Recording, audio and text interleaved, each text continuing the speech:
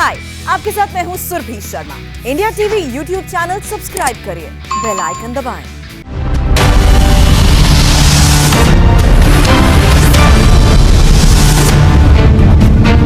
नमस्कार, शुरू हो चुका है सबसे बड़ा इलेक्शन शो अब की बार किसकी सरकार। आपके साथ मैं हूँ सुरभि शर्मा। नजर यूपी और पंजाब की उन खबरों पर जिसका असर होगा 2022 के दंगल पर।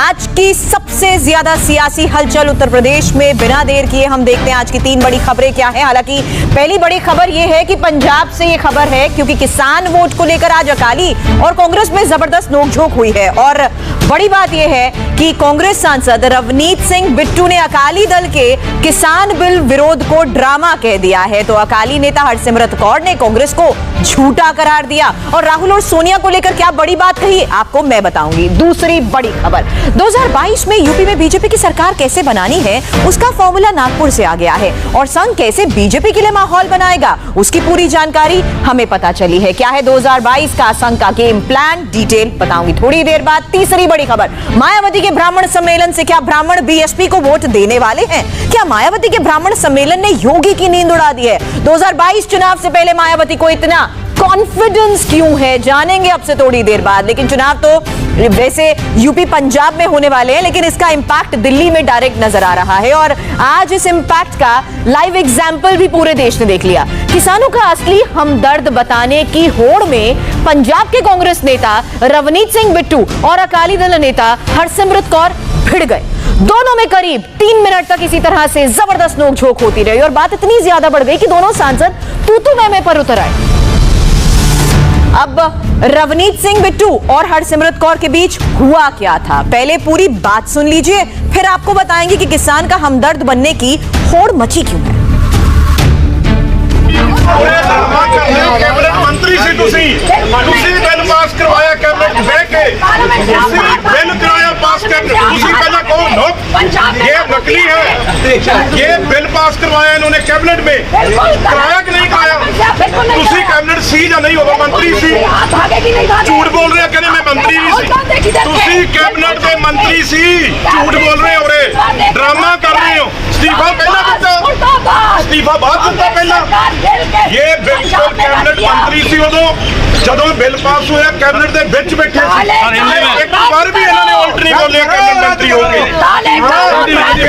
होने के बाद घर जाके इस्तीफा दिया। ये रोज ड्रामा करते हैं कैबिनेट के मंत्री से। ये बिल मंत्री झूठ बोल रहे हैं, कह रहे हैं झूठ बोल दिया।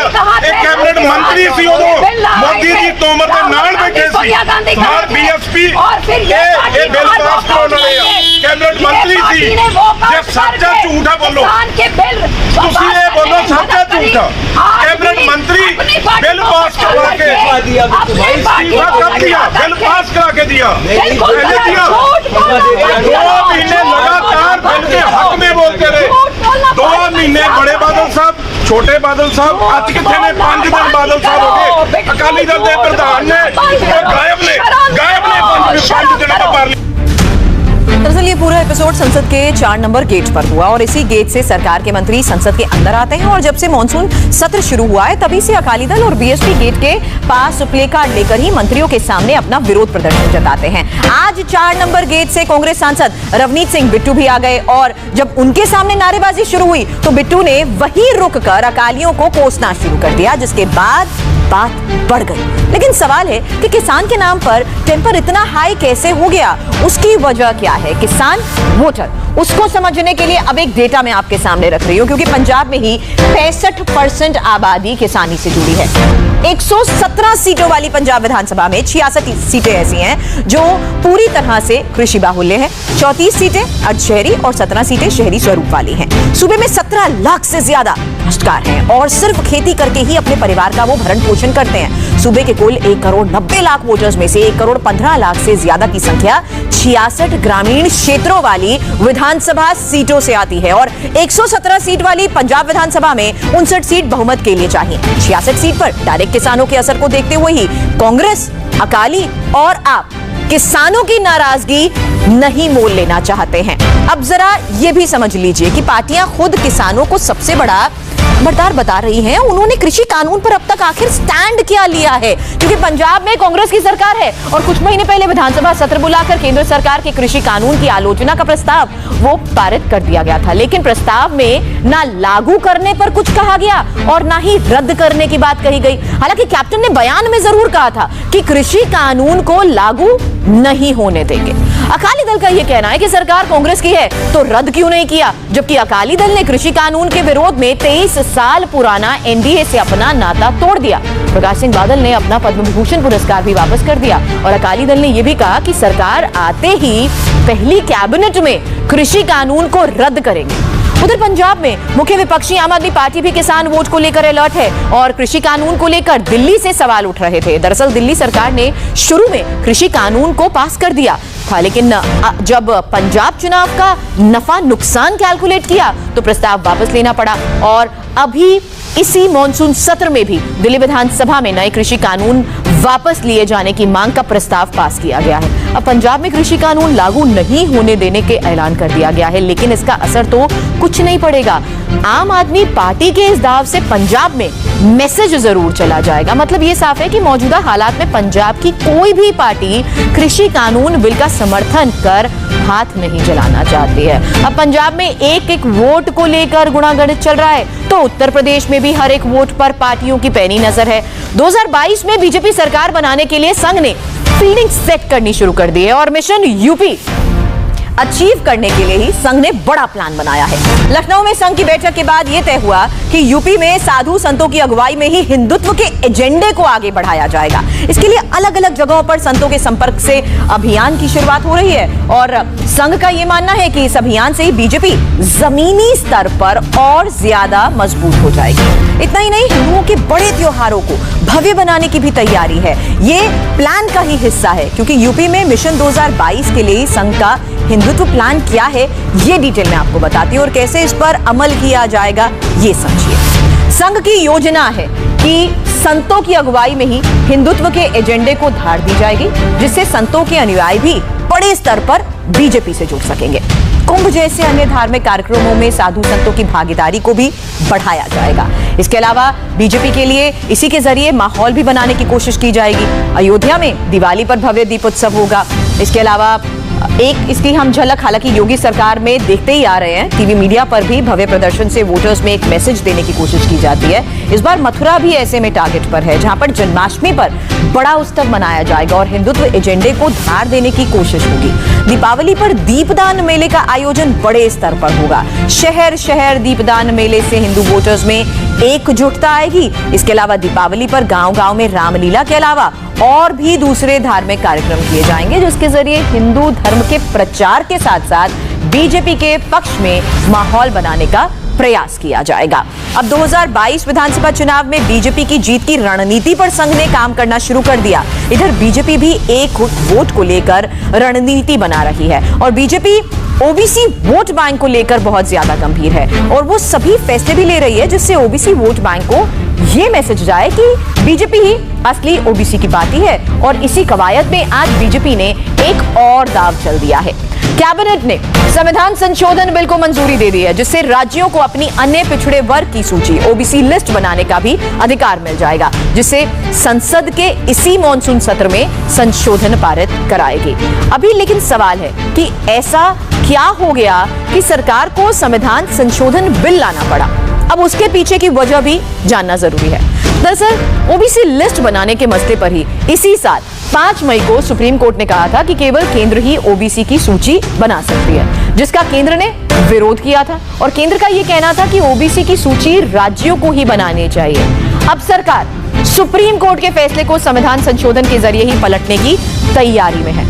ये केंद्र सरकार की मैसेजिंग भी है कि वो ओबीसी का अधिकार छीनने की बजाय राज्य सरकारों को दे रहे हैं कि आपको जो जाति शैक्षणिक या सामाजिक तौर पर पिछड़ी लगे उसे राज्य की ओबीसी सूची में ही शामिल कर दिया जाए। यूपी में विधानसभा चुनाव होने हैं, जहां पर ओबीसी समुदाय एक बड़ा वोटर वर्ग है। करीब 40% वोट इसी कैटेगरी में आते हैं। ऐसे में हाल ही के दिनों में केंद्र सरकार की ओर से लिए गए 2 फैसले ओबीसी वोटर्स पर पॉजिटिव असर डाल सकते हैं। अब यूपी की चुनावी खबरों में आगे हम देखेंगे मायावती को गुस्सा क्यों आया। यूपी में ब्राह्मण पॉलिटिक्स भी खूब चल रही है। 12% ब्राह्मण वोट को अपने पाले में खींचने के लिए मायावती 23 जुलाई से यूपी में जगह जगह ब्राह्मण सम्मेलन कर रही हैं और आज मायावती ने प्रेस कॉन्फ्रेंस करके आरोप लगाया कि योगी सरकार उनके ब्राह्मण सम्मेलनों में बाधा पहुंचा रही है। मायावती ने यह भी कहा कि अयोध्या से शुरू हुए बीएसपी के प्रबुद्ध वर्ग सम्मेलन खूब कामयाब हो रहे हैं। मायावती ने सीधे कहा कि बीएसपी के प्रबुद्ध वर्ग सम्मेलन से बीजेपी की नींद उड़ गई है। उन्होंने कहा कि बीजेपी सरकारी मशीनरी का दुरुपयोग करके उनकी पार्टी के कार्यक्रम को रोकने की कोशिश भी कर रही है। मायावती ने आरोप लगाया कि बीजेपी के इशारे पर ही कासगंज में प्रशासन ने बीएसपी नेताओं और ब्राह्मण समाज के लोगों पर केस भी किया है। आपको हम सुनवाते हैं मायावती ने प्रेस कॉन्फ्रेंस में क्या आरोप लगाए। अब भाजपा सरकार ने खिसियानी बिल्ली खंबा नोचे की कहावत की तरह ही इस हो रहे कार्यक्रम पर अब नई शर्तें व पाबंदी आदि लगाकर इसे बांधना शुरू कर दिया है। जैसे कार्यक्रमों में जो प्रबुद्ध सम्मेलन हो रहे हैं उन कार्यक्रमों में कुछ जगह ऐसी शिकायतें मिल रही हैं कि वहाँ का जो प्रशासन है तो उनको लिखकर तो नहीं दे रहा है, कुछ जगह लिखकर भी दे रहा है, कुछ जगह वर्बली बोल रहा है कि आपके कार्यक्रम में इतनी संख्या से ज़्यादा लोग शामिल नहीं हो सकते हैं। सरकारी मशीनरी का घोर दुरुपयोग करते हुए कल कासगंज के कार्यक्रम के बाद वहाँ बीएसपी के जिला पदाधिकारी व ब्राह्मण समाज के भी कुछ सम्मानित लोगों के खिलाफ जबरदस्ती केस दर्ज कर लिए गए हैं। मायावती योगी सरकार पर सीधे आरोप लगा रही है, लेकिन यूपी में मायावती अब 2007 वाली सोशल इंजीनियरिंग दोहराना चाहती है। तब उन्होंने दलित और ब्राह्मण वोट के सहारे ही सरकार बनाई थी। अब फिर वो ब्राह्मणों को अपने पाले में करने के लिए प्रबुद्ध वर्ग सम्मेलन भी करवा रही हैं। 23 जुलाई को इसकी शुरुआत की गई थी। अयोध्या से शुरू हुआ ये सिलसिला अंबेडकर नगर, प्रयागराज, कौशाम्बी, प्रतापगढ़, सुल्तानपुर, मथुरा, आगरा, कासगंज से होते हुए बरेली पहुंच चुका है और 14 अगस्त तक रोज बीएसपी सम्मेलन करेगी। मायावती की योजना सभी 75 जिलों में ऐसे सम्मेलन करने की है। कल से समाजवादी पार्टी भी ब्राह्मण सम्मेलन करने जा रही है और बीजेपी भी साधु संतों के भरोसे है। जाहिर है कि 2022 के चुनाव के सेंटर में फिलहाल तो ब्राह्मण वोटर ही दिख रहे हैं। चुनाव की खबरें अभी और बाकी हैं। 5 मिनट के ब्रेक के बाद जल्द लौटेंगे। आगे देखिए चुनाव चाहिए।